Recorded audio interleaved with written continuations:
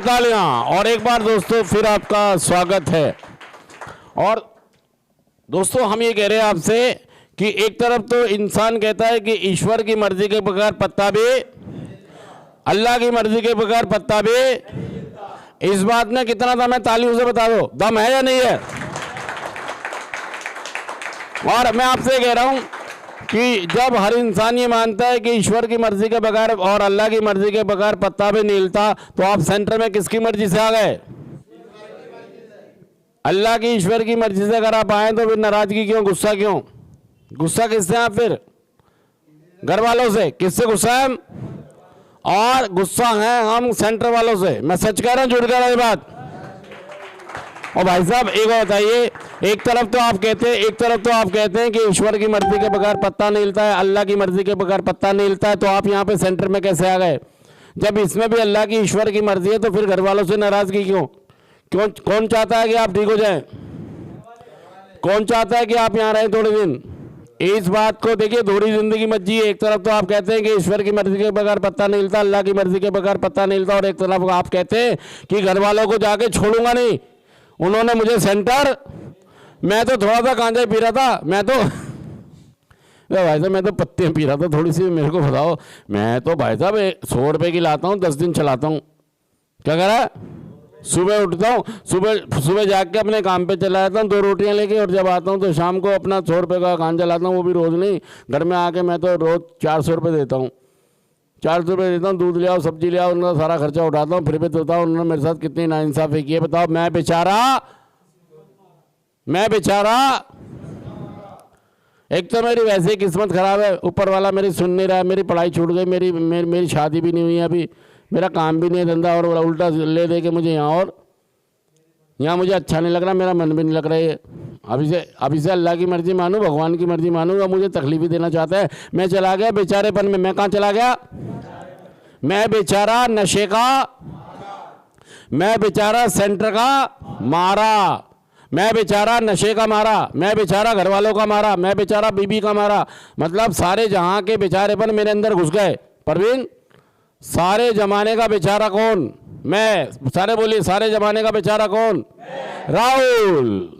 ओ भाई साहब, कौन सी फीलिंग में बैठे हो आप? ये कौन है? ये बेचारे, ये कौन है? ओ भाई साहब, बेचारे नहीं हो, सुधार का रास्ता है, सुधार का रास्ता एक ढूंढो तो सही, पूछो तो सही, मालूम तो करो, पता तो करो, दिमाग तो चलाओ। आपको भेज दिया, ऊपर वाले ने आपको एक मैसेज दे दिया कि इस प्रोग्राम को करके आप भी अपने बेचारेपन से निकल सकते हैं। मेरी इच्छा या प्रभु की इच्छा? जो प्रभु की इच्छा वही मेरी इच्छा। संदेश को अच्छे से समझें कि संदेश आपको सेंटर में क्या दिया जा रहा है। संदेश ये दिया नहीं जा रहा है कि आपको यहां से जाना और ठेके पे पहुंच जाना। कोई सेंटर वाला ऐसा नहीं कह रहा है, लेकिन आप जाते हैं। लेकिन आप, सेंटर वाले बेकार हैं, सेंटर वाले। ओ भाई साहब, मैं बेकार हूं, सेंटर वाले बेकार हैं? यार मैं नशा ना करूं तो मेरे घर वाले क्यों सेंटर भेजेंगे? मुझे भेजेंगे फिर?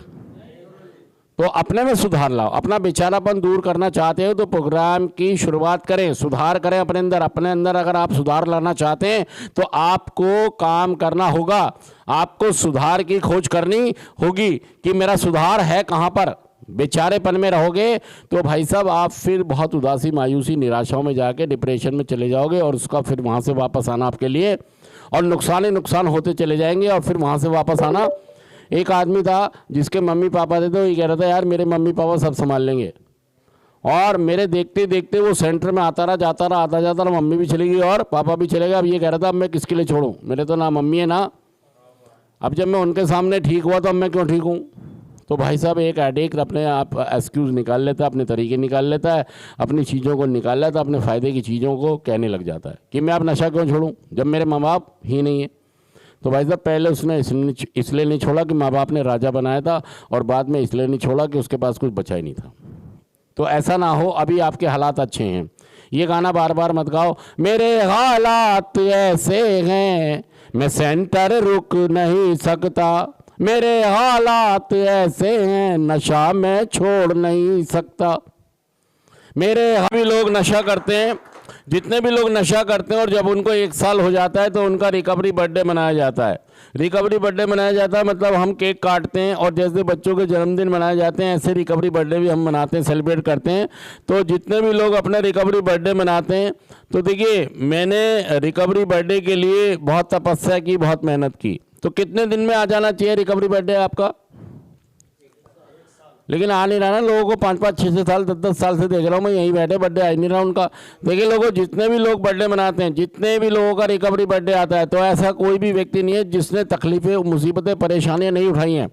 अगर 1 साल होता है तो जाहिर सी बात है कि सभी को बहुत सारी चुनौतियों का, बाधाओं का, दिक्कतों का, तकलीफों का सामना करना पड़ता है जब उसकी ज़िंदगी में पहला बर्थडे आता है। मैं सच कह रहा हूँ, झूठ कह रहा हूँ, बताइए ये बात। अगर आपको भी बर्थडे मनाना है तो तकलीफ़ें,